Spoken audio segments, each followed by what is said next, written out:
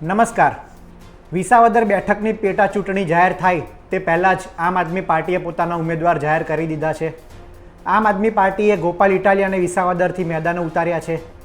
આ બધા વચ્ચે અરવિંદ કેજરીવાલનું એક નિવેદન સામે આવ્યું છે. તેમણે વિસાવદર બેઠકની પેટા ચૂંટણી જીતવા માટે આમ આદમી પાર્ટીના ગુજરાતના કાર્યકરો અને નેતાઓને અપીલ કરી છે. તેમણે કહ્યું છે કે આપણે મળીને આ બેઠક પર ભાજપ અને કોંગ્રેસને હરાવવાની છે. તેમણે કોંગ્રેસનો પણ ઉલ્લેખ કર્યો છે. આ સાથે એક એવો પણ સવાલ થાય છે કે શું ભાજપની સામે લડવા માટે કોંગ્રેસ અને આમ આદમી પાર્ટી વચ્ચે ગઠબંધન નહીં થાય. આ ઉપરાંત તેમણે એવું પણ કહ્યું છે કે ગોપાલ ઇટાલિયા એક મજબૂત ચહેરો છે. ખેડૂતોનો અને લોકોનો અવાજ તેઓ વિધાનસભામાં ઉઠાવશે. અને ગોપાલ ઇટાલિયાએ પણ તેમને કહ્યું છે કે ખેડૂતોની અપીલ હતી કે તેમનો અવાજ વિધાનસભામાં ઉઠાવવામાં આવે અને ભાજપ ડરાવીને ધમકાવીને નેતાઓને અને લોકોને તોડે છે ત્યારે તેઓ ભાજપની નીતિથી નહીં ગભરાય અને વિધાનસભામાં ખેડૂતોનો અવાજ મજબૂતથી ઉઠાવશે તેવું ગોપાલ ઇટાલિયાએ કહ્યું છે.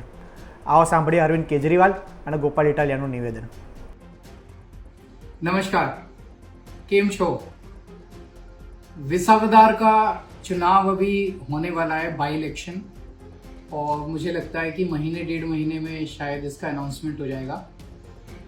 विसावदर से गोपाल इटालिया भाई को हम लोग जिम्मेदारी दे रहे हैं वहाँ से चुनाव लड़ने की, और मुझे पूरी उम्मीद है कि गोपाल इटालिया एक बहुत मजबूत कैंडिडेट होंगे और वहाँ से जीत के आएंगे। मेरी पार्टी के सभी कार्यकर्ताओं से, पूरे गुजरात के सभी कार्यकर्ताओं से, सभी लीडर्स से अपील है कि आप पूरा दम के साथ काम कीजिए इस विधानसभा के चुनाव के लिए, और हम सब लोग मिलके ज़रूर बीजेपी और कांग्रेस दोनों को हराएंगे। दोस्तों, સૌથી પહેલા તો હું ગુજરાતના તમામ લોકો અને વિસાવદરના ખેડૂતોનો આભાર માનીશ કે ઘણા લાંબા સમયથી એમની લાગણી હતી કે ગોપાલભાઈ ઇટાલિયા વિસાવદરથી ચૂંટણી લડે. મેં અરવિંદ કેજરીવાલજીને વિનંતી કરી અને અરવિંદજીએ મને એક જવાબદારી સોંપી છે કે વિસાવદરના ખેડૂતો અને ગુજરાતના લોકો માટે અવાજ ઉઠાવવા માટે આ ચૂંટણીમાં હું ઉતરું.